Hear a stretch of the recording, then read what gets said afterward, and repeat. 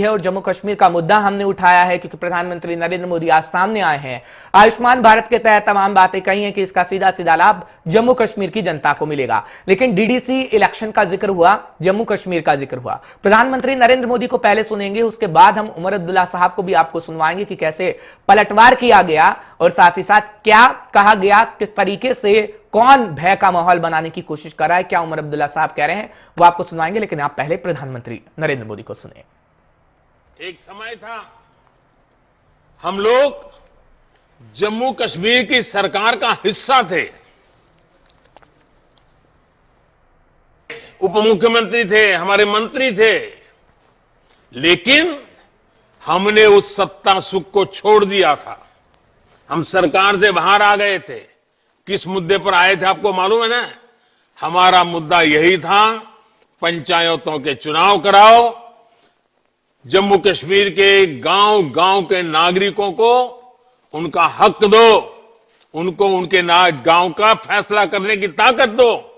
इस मुद्दे पर हम सरकार छोड़ करके आपके साथ रास्ते पर आके खड़े हो गए थे।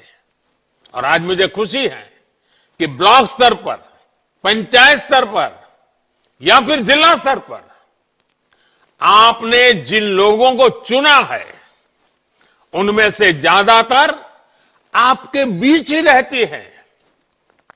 वो आपके बीच से ही निकलकर चुनाव जीते हैं।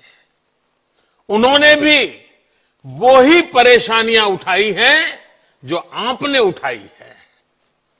उनके सुख दुख, उनके सपने, उनकी उम्मीदें भी आपके सुख दुख, सपनों और उम्मीदों से पूरी तरह मेल खाते हैं।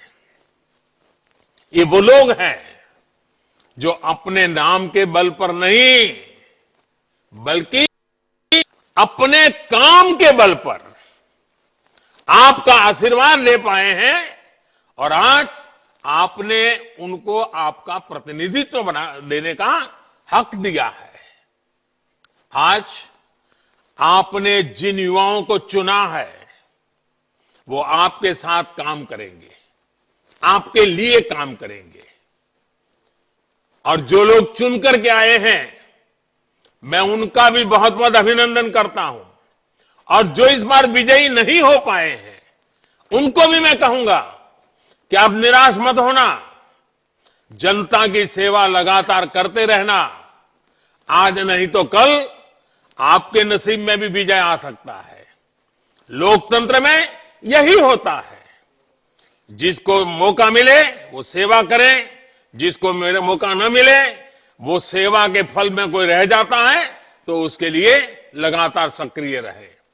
आप आने वाले समय में उन्हें अपने क्षेत्र के साथ ही देश के लिए बड़ी भूमिकाओं के लिए भी तैयार कर रहे हैं।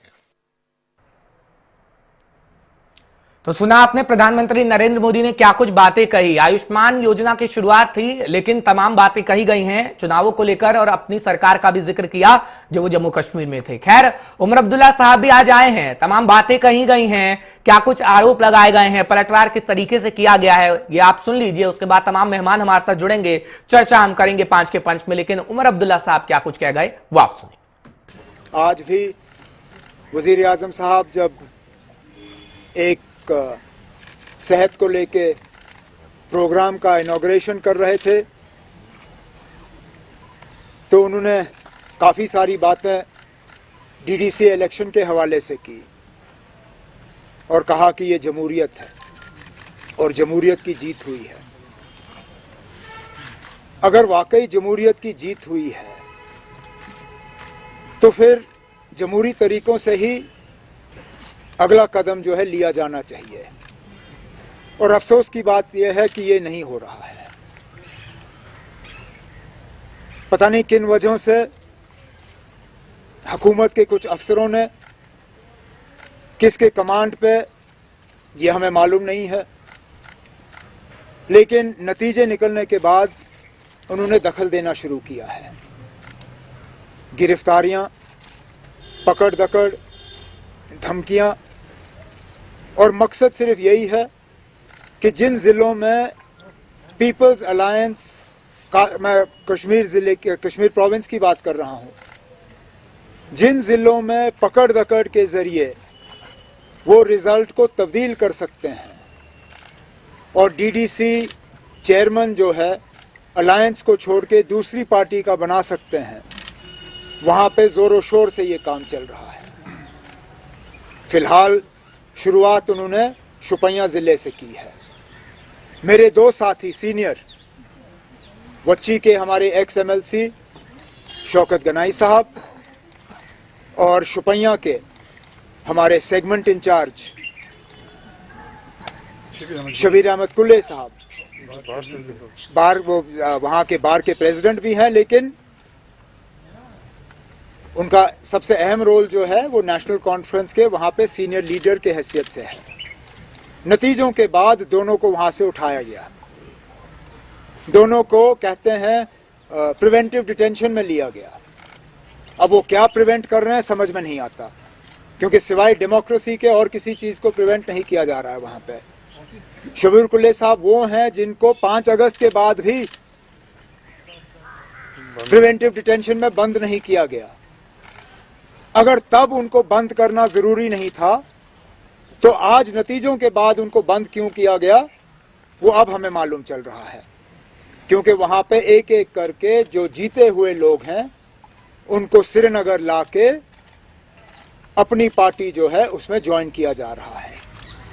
इसमें इंडिपेंडेंट्स भी हैं, इसमें कांग्रेस के भी हैं, PDP के भी हैं, और बदकिस्मती से कल हमने देखा कि नेशनल कॉन्फ्रेंस के मैंडेट पे, नेशनल कॉन्फ्रेंस के सिंबल पे जो एक लेडी वहां जीत के आई, मुमताज यास्मीना सॉरी, उनको भी कल जबरदस्ती अपनी पार्टी में शामिल किया गया। और मैं सोच समझ के ये अल्फाज जबरदस्ती इस्तेमाल कर रहा हूं क्योंकि मेरे एक साथी यहां बैठे हैं जिन्होंने टेलीफोन की रिकॉर्डिंग की है, जिसके बाद सारा बिल्कुल क्लियर ये पता चल जाता है कि यहाँ पे एडमिनिस्ट्रेशन और एडमिनिस्ट्रेशन के कुछ लोग हुकूमत और पुलिस का इस्तेमाल कर रहे हैं। तो आपने सुना क्या कुछ कहा उमर अब्दुल्ला साहब ने। वो कह रहे हैं कि किस तरीके से दखल अंदाजी की जा रही है। इससे पहले आपने प्रधानमंत्री नरेंद्र मोदी साहब को सुना जो डीडीसी इलेक्शन का भी जिक्र कर रहे हैं।